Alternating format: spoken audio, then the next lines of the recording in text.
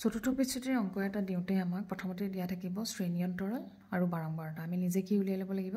সঞ্চয়ী বাৰম্বাৰতা শ্ৰেণী অন্তৰালটো আমাক এনেকৈ দিয়া থাকিব বাৰম্বাৰতাটো আমাক এনেকৈ দিয়া থাকিব এই অংকটো তেতিয়া টোটাল বাৰম্বাৰতা নাম্বাৰ অফ ফ্ৰিকুৱেন্সি 50 এতিয়া নেক্সট আমি উলিয়াই ল'ব লাগিব সঞ্চয়ী বাৰম্বাৰতা কি হয় তলৰ ফালৰ পৰা বাৰম্বাৰতাৰ যোগফল ওপৰ ফালৰ পৰা নহয় তলৰ ফালৰ পৰা যেনেকৈ 1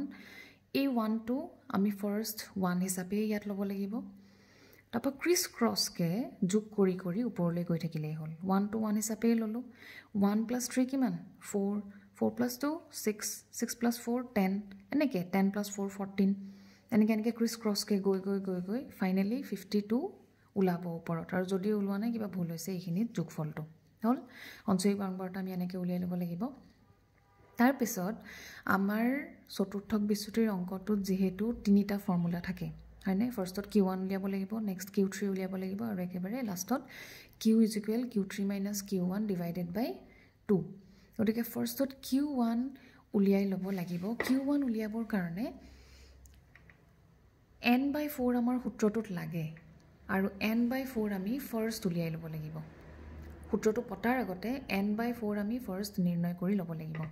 এতিয়া n/4 কিমান হ'ব n কিমান আছিল 50 আছিল গতিকে 50 divided by 4 কিমান হ'ব 12.5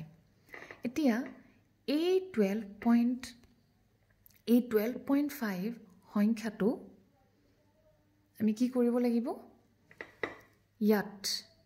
বাৰম্বাৰতাৰ তলৰ ফালৰ পৰা যোগ কৰি 12.5 জতে পাওঁ তাতে ৰৈ যাব লাগিব ঠিক আছে এতিয়া 12.5 কত পাম আমি যোগ কৰি যাও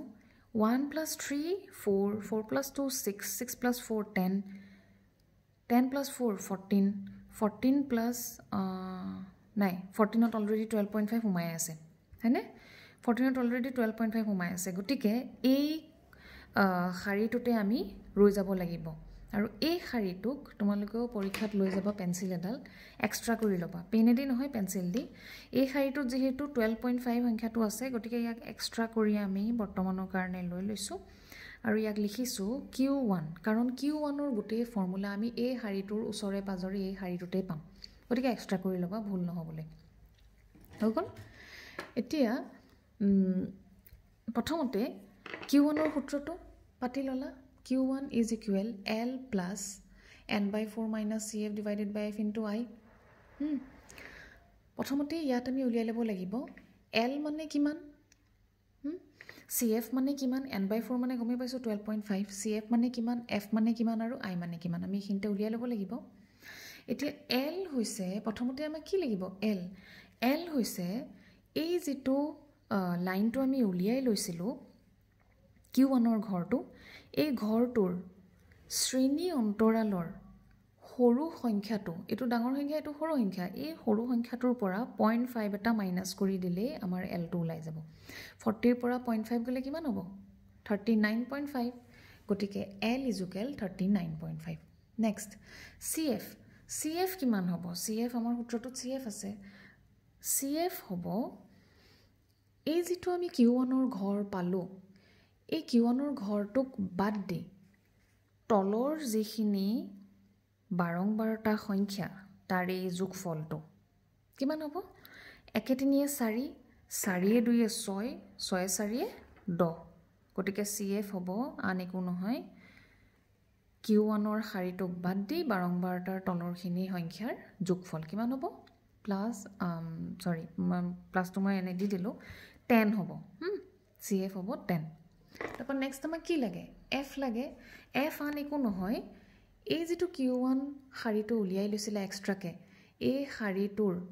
যেটো বাৰম্বাৰতা এটোৱে হ'ব f এটো f এটো cf হলে আৰু এটো হ'ব মই দেখাবলে বুজাবলে দি দিছো এটো হ'ব l 39.5 তালকে 0.5 মাইনাস কৰি দিবা মই বুজাবলে দিছো 39.5 40 পৰা 0.5 মাইনাস কৰিবা 39.5 এ হ'ব l আৰু i মানে তো গমে পাইছো শ্ৰেণী অন্তৰালৰ সংখ্যা কিমান আছে